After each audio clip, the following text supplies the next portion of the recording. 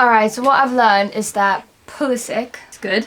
Yeah. Frank Lampard is also called the Super Frank. Mason Mount Follows me on Instagram. is decent as well. And he's friends with David Luiz. And I've also learned that I think the key performances has been Barkley, Mount, Pulisic, Kovacic, and what's his face? Jorginho. Thanks for doing my video in 30 seconds. This is Chelsea's pre-season review. Yeah, he's going to sit somewhere here in the back. So yeah, Tilda pretty much did a summary for the video for those of you who don't have long attention spans and don't want to sit through my post pre-season review, guess you could say season preview. It all kind of fits in really, doesn't it? But yeah, welcome back to the George Benson Football Channel. Today is my 25th birthday, which is great. Quarter of a century, just living. So the football season begins in 3 days, but the important stuff for us, for me in particular, is in 5 days' time, where Chelsea go to Old Trafford for a massive opening day of the season match between two ex-Premier League legends, Ole Gunnar Solskjaer and Frank Lampard, against one another in the Premier League. Today, we're going to do one final pre-season look. We're going to have a look at a little review, I guess you could say, of everything that has happened over the course of pre-season. Most of you will know, because they are the most popular videos so far on the George Benson Football Channel, I have a series called 6 Things That We Learn, and I do it after every single game in pre-season. And just to let you all know, I've been getting messages on Twitter, Instagram, the comment section of the videos.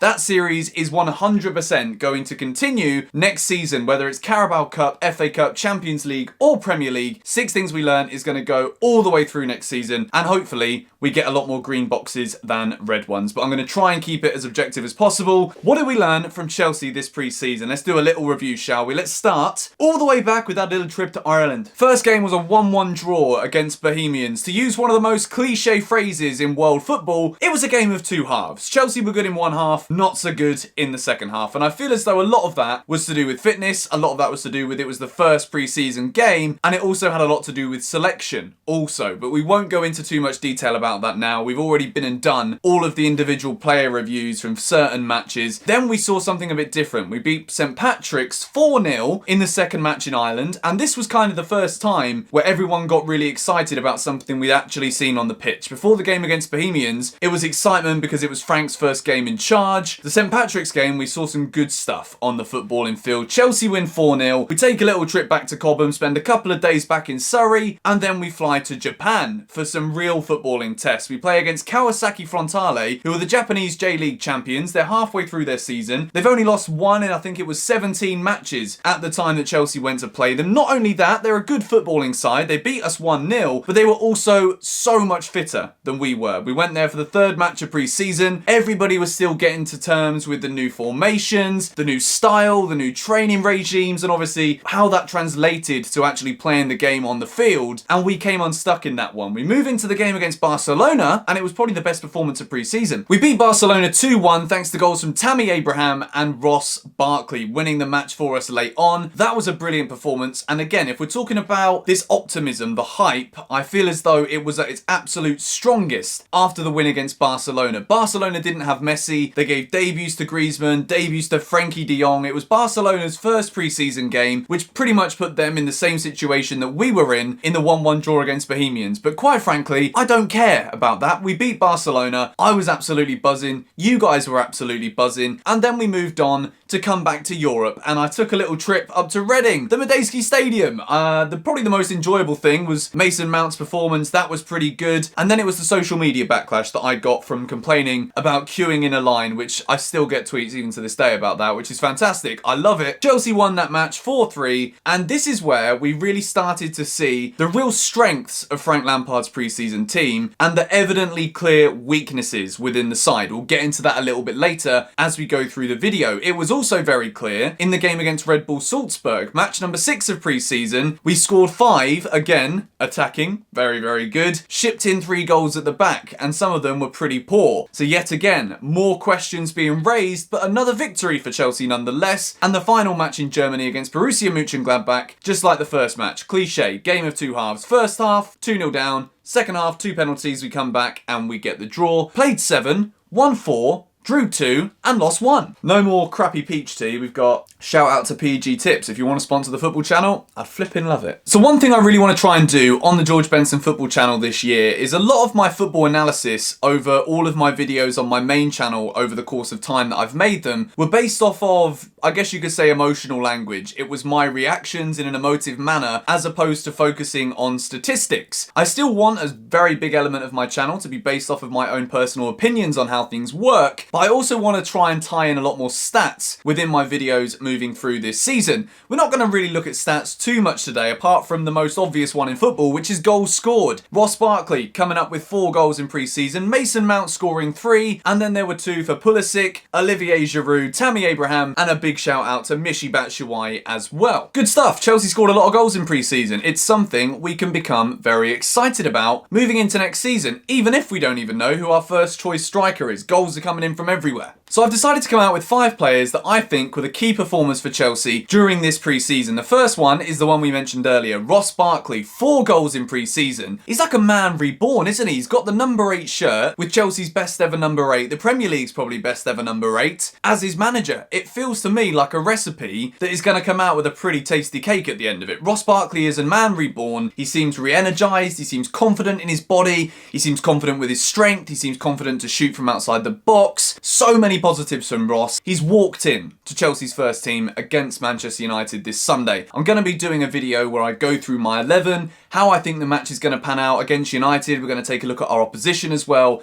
So expect that video closer towards the end of the week. Whether or not Man United sign anybody or not, who knows who they're going to start with against Chelsea. So I'm waiting for that video. Bit of H2O as well. Treating myself for my birthday today, blimey. Tea and bloody water. So Ross Barkley's been great, but in a competitive position to Ross Barkley, we've also got the bright spark in the youngster Mason Mount. He played under Frank last season for Derby. He was great for Derby. He comes back to Chelsea, and quite frankly, I didn't expect him to be as good as he has been. I didn't doubt his ability. I didn't doubt his talent. But when you're throwing him into a team where you've still got the likes of Barkley, Pedro, Jorginho, Kovacic, these players are experienced players, and Mason Mount looked as good, if not better than anybody, on the field at times in pre-season for Chelsea. He comes up with 3 goals. He was always fighting to get on the ball. He was fighting to make the right movements. And for me, it is absolutely brilliant for Frank to have so many options in that midfield. The third person that we want to talk about is the new boy, Christian Pulisic. I had an entire video dedicated to Pulisic yesterday. I compared him to Arsenal's new signing Nicolas Pepe. If you haven't yet checked out that video, I'll leave a card somewhere on the screen. You can click on it and go and watch it after this one. He's been brilliant as well. I've got a lot of excitement about Pulisic,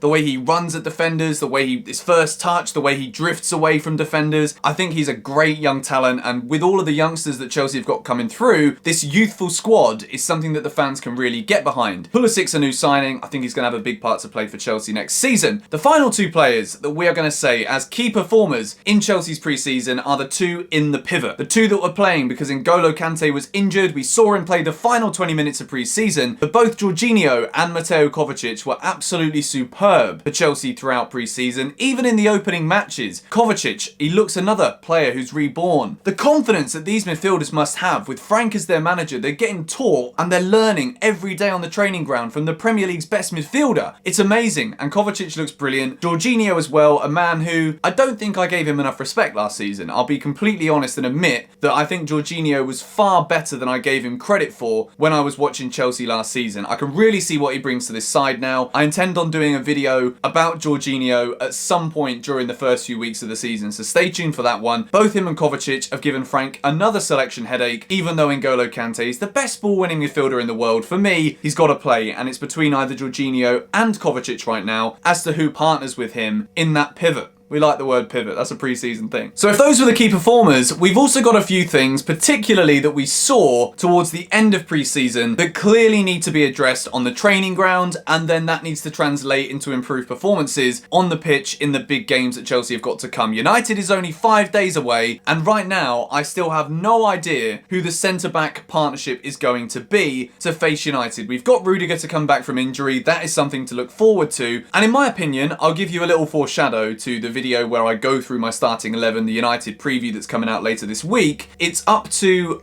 who partners David Luiz in centre-back. When we're playing against a team that press highly, like we saw against Borussia Mönchengladbach, we need a defender who is as good as anyone else on the football field to actually hit a ball long to find their man. David Luiz, in terms of with the ball at his feet, pinging a pass across the pitch, there isn't anybody in my opinion who's better than him in that sense. So I think it's between Zuma and Christensen as to who partners David Luiz in centre-back. And right now, I'm not entirely sure who that is. I think Frank's probably going to go with Zuma. I don't think he wants to sell him to Everton. I don't expect we're going to lose Zuma in the next few days. Everybody wants him to stay at Chelsea. Let's hope Everton don't come in with an astronomical bid, which would leave us a little bit short in the centre-back position this season. The second thing that we need to discuss is whether or not Reece James is going to come in at right-back and displace Azpilicueta. Azpilicueta's been absolutely brilliant for Chelsea. There's absolutely no doubt about it. Reece James, Frank has said there's no way he's going out on loan. We're not going to sell him. There's been about 8 different bids coming in for Reece James. Over pre-season, Chelsea have rejected them all. We're talking about a new contract. Is he going to overhaul Azpilicueta as Chelsea's first choice right back? I feel as though we've got to see a chance be given. I don't just want it to be a flipping Wednesday night away at Preston North End, a third round Carabao Cup tie, and then he performs well, and then maybe we see 20 minutes at the end of the Premier League game the following Saturday or Sunday afternoon, and then we don't see him again until Christmas. I think if Reece James doesn't get minutes, he's going to want to go back out on loan to get first team football. We're talking about potentially selling Zappacosta, which means that Reece James is the number one backup at this moment in time for Azpilicueta at right back. Will he take his place? Let me know your thoughts in the comments below. The third thing that still needs to be decided from what we have seen from Chelsea's pre-season, in my humble opinion, there's still no doubt that N'Golo Kante is number one name on the team sheet for me. Maybe Kepa's actually number one, but Kante for me is the number one outfield player on my team sheet, no matter who he's playing for. If we're talking about Barcelona, I'd still stick Kante in the middle without question. For me, it's between Jorginho and Kovacic, both of which I've given honourable mentions as key performers within this pre-season. I think it's going to be a massive decision that Frank needs to make. I personally feel as though he's going to pick Jorginho. We'll go into that again in the starting 11 video. I keep hinting at another video coming out later this week. But both Jorginho and Kovacic have really impressed me. And you don't want to take either of them out of the team, but you also can't forget that we've got someone like N'Golo Kante to come in. Point number 4 that is still to be decided is who the bloody hell plays up front. Tammy Abraham scored 2. Olivier Giroud scored 2 in one half of football against arguably the weakest side that we played all pre-season. I really don't know what he's going to do. Michy Batshuayi at times, he looked very good. I think Michy was actually very unlucky to not get more goals in this pre-season.